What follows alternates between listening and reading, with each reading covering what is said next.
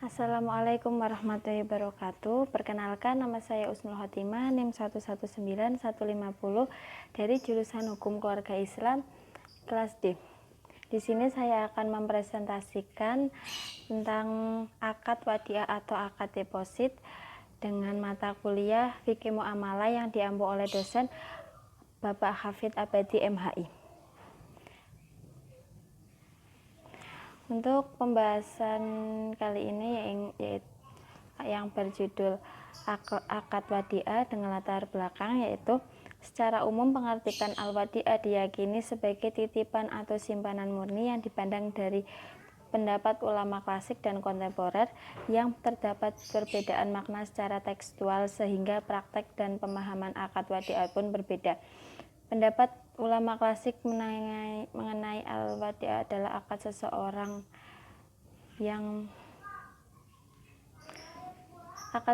kepada orang lain dengan menitipkan sesuatu benda untuk dijaga dengan baik. Kemudian hal-hal yang akan dibahas pada pembahasan kali ini yaitu yang pertama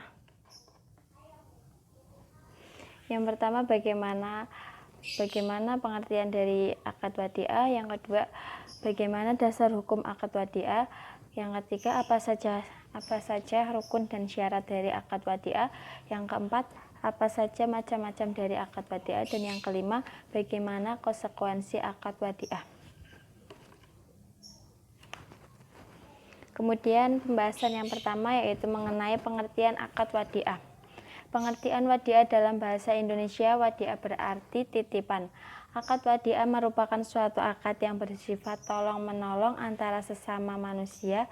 Menurut ulama mazhab Hanafi, mendefinisikan wadiah dengan mengikutsertakan orang lain dalam memelihara harta, baik yang diungkapnya dengan jelas melalui tindakan maupun melalui syarat. Yang selanjutnya, menurut ulama mazhab Maliki, mazhab Syafi'i dan mazhab Hambali atau para jumhur ulama mendefinisikan wadiah dengan mewakilkan orang lain untuk memelihara harta tertentu dengan cara tertentu. Menurut ulama mazhab Maliki, mazhab Syafi'i dan mazhab Hambali atau jumhur ulama mendefinisikan dengan mewakilkan orang-orang untuk memelihara tertentu dengan cara yang tertentu pula.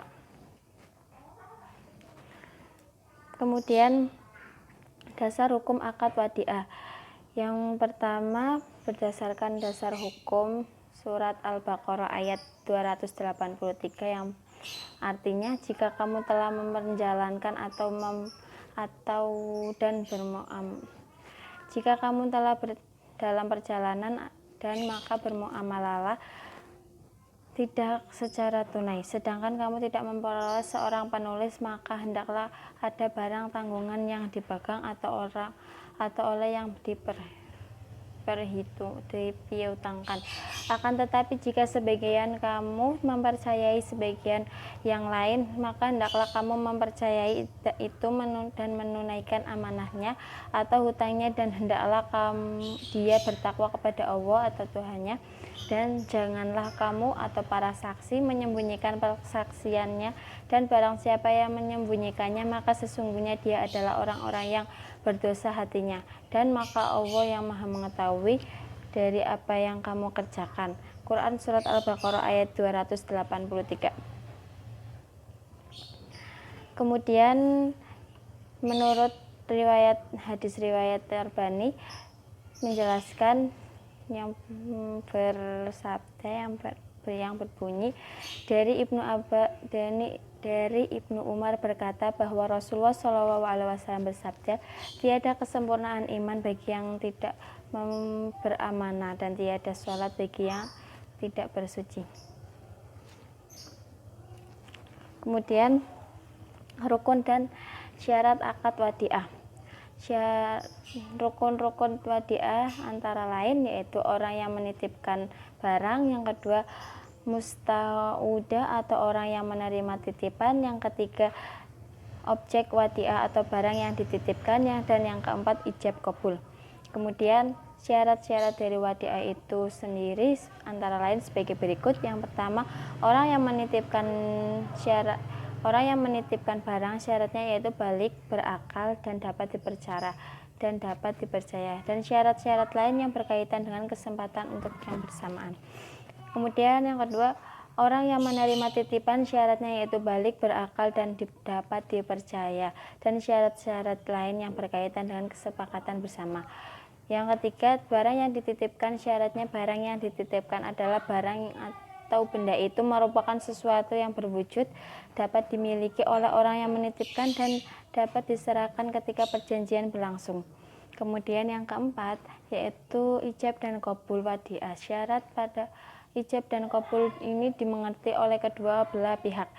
Ijab merupakan ucapan dari penitip dan qabul adalah ucapan penerimaan dari penerima barang atau titipan. Kemudian pembahasan yang selanjutnya yaitu mengenai macam-macam akad wadiah. Macam-macam wadiah sendiri dapat dibedakan menjadi dua, yaitu wadiah yad amanah merupakan titipan murni, yakni pihak yang dititipi tidak boleh memanfaatkan dana atau barang yang dititipi oleh dan tidak boleh memanfaatkan dana atau barang yang dititipkan, berhak meminta biaya penitipan. Sewaktu titipan itu dikembalikan harus dalam keadaan utuh, baik nilai maupun fisik barang. Jika selama dalam penitipan terjadi kerusakan, maka pihak yang menerima titipan dibebani tanggung jawab. Kemudian wadiah ayat da'amah, yaitu titipan yang penerima titipan itu diperbolehkan untuk memanfaatkan dan berhak mendapatkan keuntungan dari barang yang dititipkannya tersebut. Dari keuntungan yang diperoleh dari pemanfaatan barang titipan itu dapat diberikan sebagian kepada pihak yang menitipkan dengan syarat yang tidak diperjanjikan sebelumnya.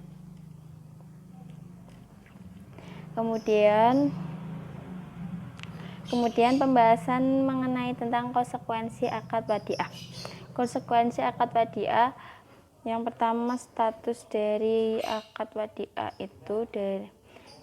yaitu dari yad amanah berubah menjadi yad da'amah ketika dalam keadaan sebagai berikut. Yang pertama, orang yang dititipi tidak memelihara barang titipan. Yang kedua, pengingkaran tata cara pemeliharaan barang titipan atau musta'adah. Yang ketiga, menitipkan barang titipan itu kepada orang lain. Yang keempat, menggunakan barang titipan atau musta'adah. Yang kelima, yaitu bepergian dengan membawa barang titipan. Yang keenam, meminjamkan barang titipan untuk atau memperdagangkan barang titipan itu. Kemudian selanjutnya mencampurkan titipan dengan yang lain. Kemudian mengingkari status barang titipan apabila meminta barang titipan miliknya dan tidak diserahkan oleh musta'wadah, bahkan ia mengingkari adanya akad itu dan barang titipan itu, atau kerusakan kehilangan barang ditanggung jawab oleh musta'wadah. Kemudian selanjutnya mengembalikan barang titipan tanpa seizin muwadi. Kemudian selanjutnya yang terakhir, menurut Abdul Husain At-Tariqi, dalam wadiah yad amanah menjadi yad da'amah penerima titipan.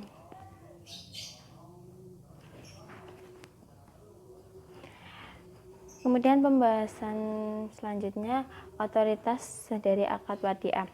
Otoritas akad wadiah atau penggalian prinsip diantara lain diformulasikan oleh Riyadi Mansur Al-Kahfi yang mengelompokkan prinsip-prinsip yang menjadi tujuan disyariatkannya berbagai transaksi bisnis atau muamalah Islam menjadi 5, yaitu 1. Prinsip keadilan atau al-adalah, lawan dari kezaliman atau al-zulum.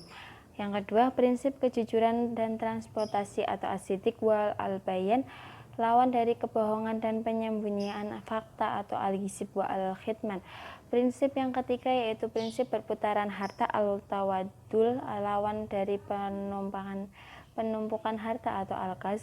Yang keempat yaitu prinsip dari kebersamaan atau persatuan dari dan tolong menolong, atau al-jama'ah wal al-tilaf wa al-ta'awun, lawan dari perpecahan, perselisihan, dan saling bertolak belakang, atau al-furqah wa al-ikhtilaf wa al-tadabur.